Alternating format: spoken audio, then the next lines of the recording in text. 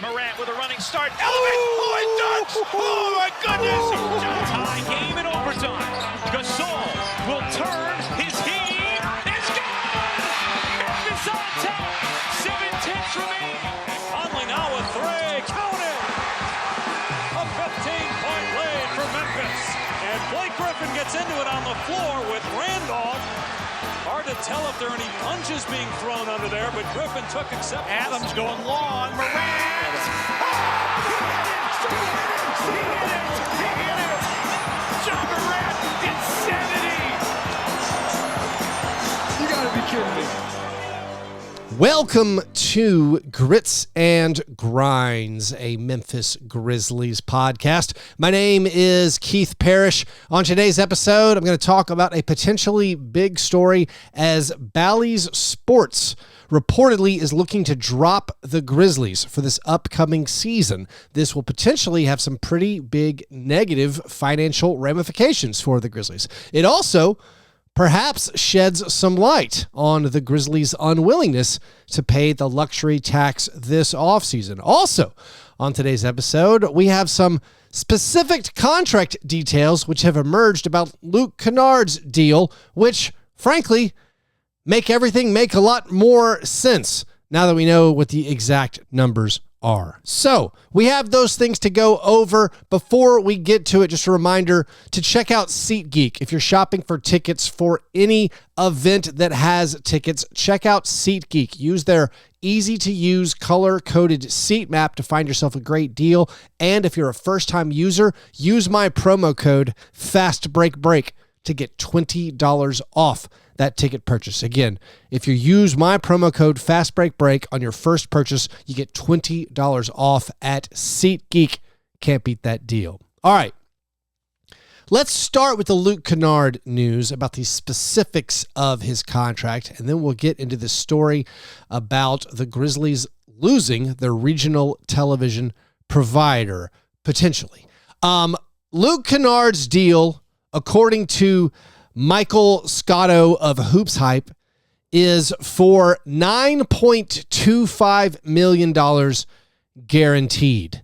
There are some unlikely bonuses that could make the deal worth as much as $10.64 million. That does indeed mean the Grizzlies are out of the luxury tax, as we assumed.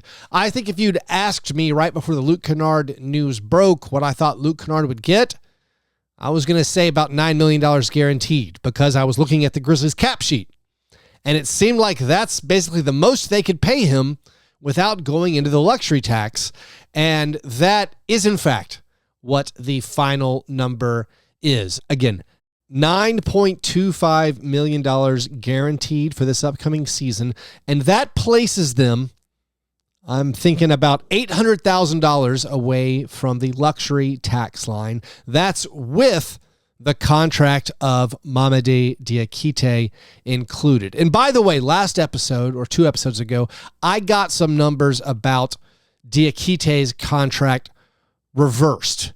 I thought he only had $800,000 guaranteed. No, he has $1.3 million guaranteed. The Grizzlies' savings, if they waive him, are $800,000. So I had that backwards. I thought if you waived him, only pay him $800K. No, if you waive him, he still has $1.3 million guaranteed. So, by the way, the updated numbers with this Luke Kennard figure, if the Grizzlies were to waive Diakite, now they're about $1.6 million away from the luxury tax line. Somewhere close to that. Again, I don't know if my numbers are exactly right. I'm looking at Spot Track. I'm using my own numbers. I'm trying to get the most accurate figure I can. But all those things basically saying that the Grizzlies are under the luxury tax line. Also, that points towards the Grizzlies are done. This was their offseason. They did it. They drafted some rookies, and they brought back Luke Kennard, and they salary dumped Zaire Williams. If Luke Kennard does hit these unlikely bonuses, and I made a joke about this on social media, where when the reporting came that he signed an $11 million deal, I was like, what if it's $9 million guaranteed plus $500K if they make the playoffs, $500K if they make the second round, and then $500K if he attempts at least 300 three-pointers this season, and then you can round up from 10.5. It's honestly amazing how close this was. Because, again, the total number, if he hits the unlikely bonuses, is 10.64. So, yes, indeed, some agent rounded up from that 10.64 million to 11 million for the Adrian Wojnarowski tweet about the deal. But those unlikely bonuses, I mean, as far as I know, I could have nailed them. For something to be an unlikely bonus, all it has to be is something that did not occur last year. I would guess that honestly making the playoffs is one of the unlikely bonuses. I mean, I don't know if it was just one big thing, if it's a series of different achievements he can hit, but I would guess making the playoffs for the Grizzlies would be one of the things built into this contract as an incentive. I would be all in favor of that. I mean, it makes total sense to me. If we don't make the playoffs, you don't get the money. Also, I would think, I mean, maybe a games played situation. Luke misses lots of games. I would have put in a three-pointers attempted unlikely bonus. Like, I would look at the number of three-pointers Luke took last season. I'd try to beat it. Like, I thought 300 three-point attempts would make a wonderful number. That's on average. That's like, that's 4 per game if he plays the whole year. But he and his agent know he's probably not playing the whole year. So, somewhere around there. Like last year, he attempted 238. That's in 39 games. I mean, the man averages 6 threes attempted per game. So let's do the math. Let's say play 50 games and attempt at least 6 threes per game. That's 300 threes attempted. By the way, how many seasons has Luke Kennard ever attempted 300 threes in a season? 1. He did it 1 time in 2022. He actually played 70 games that season and put up some threes. So these unlikely bonuses, they could be things that we hope are going to happen, like the Grizzlies make the playoffs. I mean, maybe it's win a playoff series. That'd be cool for me. But it's probably things that are, I would guess, achievable. I don't think it's anything weird like you have to lead the NBA in three-point percentage, although that might be there, but I would be very much opposed to that. No percentage-based incentives for Luke. We need volume-based incentives for Luke. Now, as far as how those unlikely bonuses affect luxury tax and things, I am not an expert, and I get these things wrong all the time. My understanding is it does not affect the luxury tax until you hit those things. So if Luke Kennard does hit all of these unlikely bonuses, then his contract goes up by $1.4 million or so, and then you would need to shed some money to get under the luxury tax. The unlikely bonuses do count to the first apron. So we're not close to the first apron. We're, $7-8 million away from that. But those numbers do count for the first apron. Like if you did now decide to, bring back someone or make a trade, I'm not even sure if you could get over the first apron far enough right now, but you would have to consider the unlikely bonuses for apron purposes, but not for the luxury tax going forward. So there you have it. Luke Kennard's 1-year deal is for $9.25 million. And with unlikely bonuses, it could go all the way up to $10.64 million. And of course, that puts the Grizzlies, I wouldn't say comfortably, but that puts them under the luxury tax line, even if they keep a 15th guy on the minimum. If it's Diakite, who they have right now, this keeps them $800,000 away from the luxury tax line. And maybe they will keep Diakite. I actually watched all his statistical achievements for the past 2 seasons on NBA.com. It doesn't take that long. There aren't very many. I will say one thing that I did not know about Diakite is he takes more three-pointers than I knew. So he does take three-pointers, but also he's barely played in the NBA. He's been a fringe guy. 10-day contracts, 2-way contracts. The only reason his deal is guaranteed is because the Knicks needed matching salary for the Mikal Bridges trade. So I don't think Diakite is a guy they have any interest in. I think he was a guy with a not fully guaranteed contract they could get from the Nets to shed Zaire Williams money. Because, of course, they had to get under the luxury tax, right? I say that in quotation marks. That's been the conclusion drawn from everything that Grizzlies have done. And perhaps one of the reasons that they decided they had to be under the luxury tax line this year is because of the uncertainty around their television contract with Bally Sports and with the Diamond Sports Group. So there's a report out now that as part of Bally's Sports bankruptcy proceedings, they are trying to drop the Grizzlies. Their proposed settlement is they would cancel their deals with the Grizzlies and also with Thunder and the Mavericks and the Pistons and the Pelicans. Even for those teams that they aren't dropping, the revenue stream or the contract, the TV contract that they were going to pay out would be greatly reduced. It looks like Bally Sports, as part of their proposed bankruptcy settlement, is going to cut the fees paid to teams by 20 to 40% or so. So even if the Grizzlies weren't getting dropped or they're trying to be dropped, the Grizzlies were looking at a significant decrease in the amount of revenue that they would earn in the coming season. Now, I'm not a reporter, and I am not even someone who understands the business of anything that well. But I did look into some of these numbers that have been reported. The Sports Business Journal had some of these figures. Forbes had some. And so, like, if you try to piece together how the Grizzlies actually make their money, it paints an interesting picture. And I've been critical of the Grizzlies offseason and what looks like cost-cutting moves and the fact that it seems like they've been kind of cost-cutting for a while now. But perhaps one of the reasons can be explained by this situation. So NBA teams, on average, according to the Sports Business Journal, get about 13% of their revenue based on these local TV agreements. Those can be anywhere between $30 and $40 million a season for those rights. That is a large chunk of the amount of money the Grizzlies make. According to Forbes, the Grizzlies' revenues a couple of seasons ago, this is the most recent year that was available, in the 2022-2023 season, the Grizzlies had revenues of $228 million. By the way, that's the least any team made that season.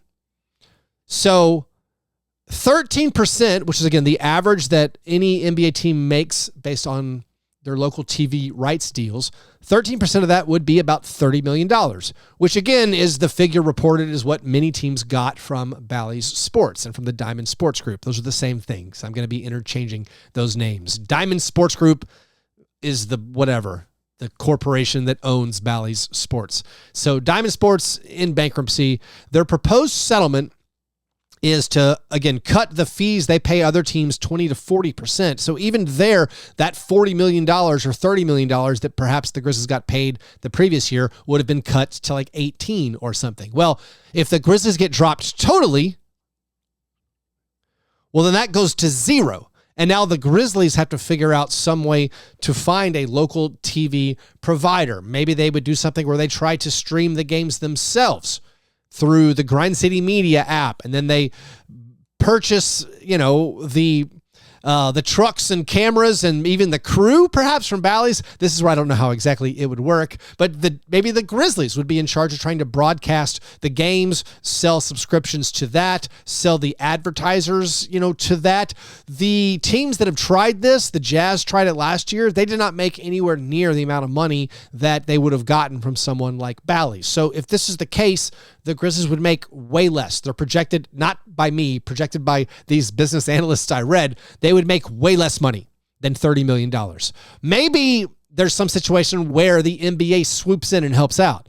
Maybe Amazon, who has actually got involved with this Diamond Sports Group bankruptcy proceedings, like Amazon has become an investor in Diamond Sports, and we're thinking because they wanted to take the local streaming rights. They want to be a regional sports network, and maybe Grizzlies games would be available on Prime Video. DeMichael Cole from the Commercial Appeal last January had an article about how Amazon's looking to maybe broadcast some Grizzlies games this next season in the 2024-2025 season. So maybe Amazon will be a savior here, but these things are up in the air. And the Grizzlies' income or their revenue is up in the air. And when you look at the chunk of money that might be missing and then how that pertains to their willingness to pay the luxury tax, I feel like those things could be connected. I'm trying to connect the dots myself, but just when I look at that like pie graph, that chunk of where the Grizzlies' revenues come from. I mean, most of them, like for all NBA teams, most of your revenues come from like the league, where those national TV rights deals and the television contracts from Turner, and now it's, ESPN and Amazon and NBC. That's where a large chunk of your revenue comes. Then another large chunk comes from your ticket sales and your suite sales. And then there's a large chunk, that comes from concessions. And then again, there's this big chunk on average for NBA teams, 13% comes from your local television provider. Now, part of that chunk you get from the league, if you're a non-tax paying team, it's these luxury tax distribution payments. In 2022, that amount was about $10.5 million. That's according to Jake Fisher. In the 2023 season, it was close to $12 million. So if you don't pay luxury tax, not only are you saving your owner the money he would have to pay in luxury tax, but you're getting this disbursement of other teams' luxury tax payments, this distribution of, again, the other team's luxury tax. A couple of years ago, that was $12 million. So if the Grizzlies were to go into the luxury tax this season, I think a arguably good thing for competitive purposes, you would be missing out on your distribution payment of the luxury tax that other teams pay. You'd be paying into that, and you wouldn't get any money. And so now when I try to connect the dots and I combine that with a potential loss of revenue with the local television service, you look at this number from 2 years ago. By the way, a season where the Grizzlies were really, really good, the 2022-2023 season, and you say, okay, the Grizzlies were last in revenue that year. They made $228 million total revenue. All right, if you're talking about losing 13% of it from your TV deal, and then another like 5% or so in what the luxury tax distribution payment would be, and you're going to your owner and you're saying, hey, so revenues next year might be down 18%, just so you know. Also, we'd like to go over the luxury tax line to sign a ninth man. You could see why all of a sudden, maybe where at one point in time, the Grizzlies were gung-ho about paying the luxury tax and being like, listen, cost is no object. You could see why, in the absence of any kind of earth-shattering move for your roster, everyone would be on board in the organization was saying, listen, we need to work out a deal with Luke Kennard that pays him less, and we got to dump Zaire Williams' salary because we can't pay luxury tax because of this uncertainty about our revenues. And you can argue and you can push back or suggest that Robert Pera should just shoulder those expenses. And I think that's the correct argument to make. I mean, we're talking about NBA basketball here. We're talking about a sports franchise. Hopefully the goal should be to win.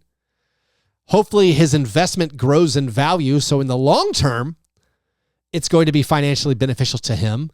But in the short term, if you're talking about, hey, this is like a $50 million swing. There's, let's project this is $30 million we're not getting, and then there's $20 million we're sending out, possibly. I mean, those are just made up numbers. But you can understand why all of a sudden maybe the Grizzlies really would not want to pay the luxury tax. Like some people have argued that it's for competitive reasons. I don't really buy it. I've talked a lot about that. But even Chris Harrington wrote on the Daily Memphian, for one of his 4 takeaways from this Grizzlies offseason is they are way less willing to pay the luxury tax than they have let on. I think one of the reasons could be because of the uncertainty about their television provider. Them not knowing how they're going to recoup that lost money from Bally's. And again, a judge has to sign off on the bankruptcy proposal or the bankruptcy restructuring proposal. I might be getting my terminology totally incorrect. This is not my bag. I think the league would have to probably agree to some things, but if Diamond Sports gets their way and the Grizzlies get dropped along with these 4 other teams, these teams would have to scramble to recoup some of that money. And again, these teams knew this, going back months. The bankruptcy proceedings, I believe, started in March. So definitely in March, you thought, hey, that that number that Bally's has paid us in previous years, it's going to be less because they're in bankruptcy court and they're going to propose paying us less money. So they might have known then that it's not maybe going to be feasible for us in a small market to pay the luxury tax. We're going to need to cut some costs somewhere to cut our salary costs so we don't go to the luxury tax this season. And the thing they always say is they will pay the tax when it matters. And the thing that you're going to get from the front office and defenders of these moves is saying it didn't actually matter this year. This was not a year that it mattered. If they could have swung a deal for Mikal Bridges, they would have paid the tax happily. Although, again, one of the reasons, if you remember, that they offered so many picks for Mikal Bridges is because he was cheap. Because he was making an under market amount per season. He's basically making Marcus Smart money. That's why they offered so many picks, I would say, for Mikal Bridges. That's why anybody would make that offer. He's a great player, fits alongside anybody, but also it was because of his salary. So I don't know if the team has lost its appetite totally for the luxury tax. I mean, maybe some of it is just Robert Pera and his overall situation. Like his wealth, I mean, yes, it's down over the last 3 days, like everybody who owns stocks, but like 2 years ago or 3 years ago, this is March of 2022. This is the peak of the Grizzlies' success, perhaps. Their breakout 56-win campaign. They were the darlings of the NBA. They were blowing teams out, felt like every other night. ESPN wrote an article back in March of 2022 talking about, Robert Pera. He's the quiet owner in the backgrounds, but he's the third wealthiest owner in the NBA. He's no longer the third wealthiest owner in the NBA. But in this article, they said that, quote, when the time is right, he will spend what it takes, talking about keeping together a contender that has to pay extensions to Ja Morant and Desmond Bane and Jaren Jackson Jr., and by the way, go get more talent. Back in 2022, Robert Pera was worth $18 billion. He's worth less than half that now. And so I don't know if Robert Pera's personal wealth weighs in on it at all. And maybe it was just the uncertainty around this Bally sports situation. I mean, smaller scale, like not team-wise concerns, consumer concerns, there's a question mark. Like, how are Grizzlies fans going to watch the Grizzlies this upcoming season? Like, Bally's and Comcast worked out their differences at the start of this month. Like, Comcast added Bally Sports back to their channel packages nationwide. So now cable customers could say, oh, we got Bally's again. That's where we'll watch our team in the fall, but not so fast. Now it turns out Bally's might be going away totally for the Grizzlies. So as a consumer, there are questions that maybe we'll get answers to soon. I don't know about what avenues will be available for the Grizzlies if the Bally's bankruptcy proceedings go as they've proposed, which is to drop these teams. I mean, these teams, like, they're valuable commodities in my mind. I know it's a small market. There aren't that many viewers for the Grizzlies, but like the Mavericks coming off an NBA Finals run, they have Luka Doncic and a big media market. It seems like someone would want to swoop in and take that over. And like Ja Morant and Zach Edey, I think are going to drive a lot of traffic.